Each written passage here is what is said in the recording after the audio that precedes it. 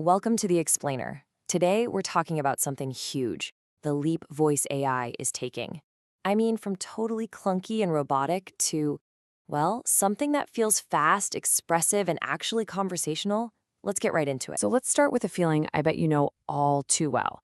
That, frustration, right? When you're talking to a voice assistant and it just doesn't get it.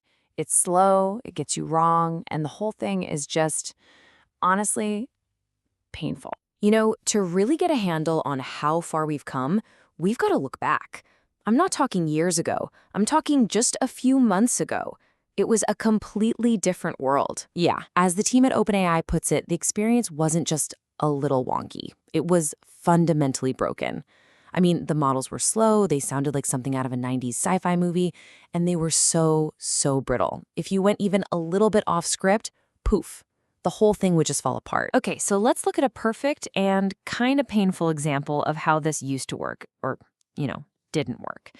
Imagine this. A user asks an older voice agent for something simple and creative. Seems easy enough, right? What could go wrong? But then you do a totally normal human thing. You change your mind mid-sentence. You try to interrupt it, you try to steer the conversation somewhere else. For another person, no big deal. But for the old AI, oh man, that was a total system breaker. A huge challenge. And this is where it all goes off the rails. The model just gets lost completely. It doesn't remember the first request, it totally misses the new one, and then it just makes something up about a completely random topic.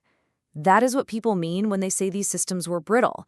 The whole conversation just shatters into a million pieces. But okay, that was then, and this is now. Because we have absolutely crossed a tipping point. We are leaving those frustrating, clunky bots behind and walking straight into a new era. An era of agents that feel genuinely interactive, that can actually keep up with how we really talk. And look, this isn't just a small step up. It's a total game changer, a fundamental shift.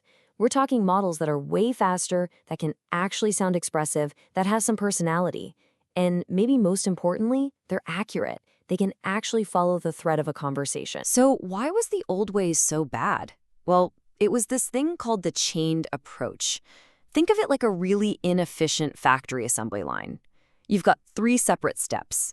Step 1, a model turns your audio into text. Step 2, a totally different model, a large language model, thinks about that text. Step 3, a third model turns that text response back into audio. Every single one of those handoffs added lag.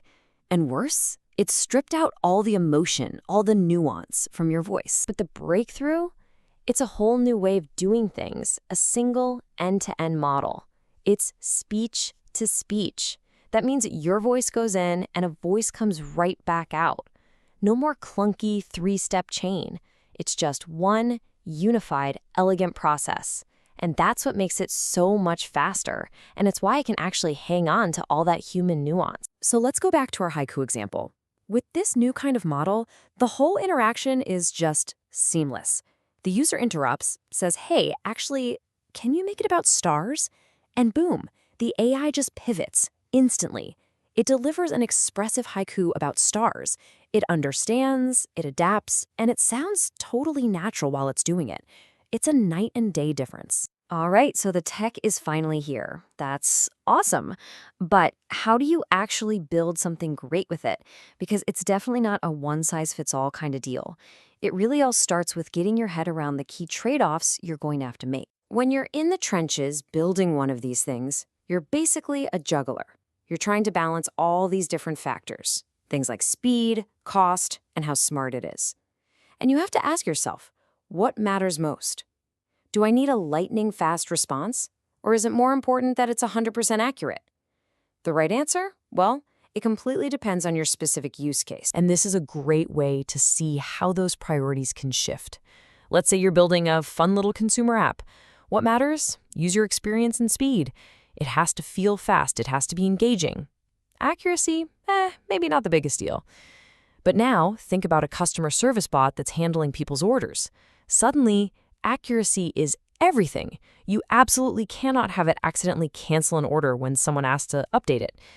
The stakes are just different. This opens up a whole new world for something we call prompting. It's not just about telling the AI what to say anymore. Now it's about how it says it. You can literally direct its personality. You can prompt it to have an enthusiastic tone, or a really calm and reassuring demeanor, or a super professional voice.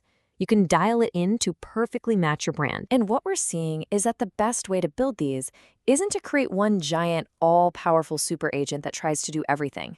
No, the smarter way is to build a system of agents. You have a fast, cheap, frontline agent that handles all the simple, quick questions. But the second a really complex question comes in, it knows to delegate that job to a bigger, smarter, more powerful model in the background. It's a much more efficient and scalable way to design these things. Okay, so going from a cool demo that you built on your laptop to a real-world app that thousands, maybe millions of people are going to rely on, that's a huge leap. And it means you have to get really serious about two things: evaluation and safety. Anoop Kotha from OpenAI actually lays out a really clear 4-step playbook for this. And it starts surprisingly simple. Just look at your data. See what's actually going on in the conversations.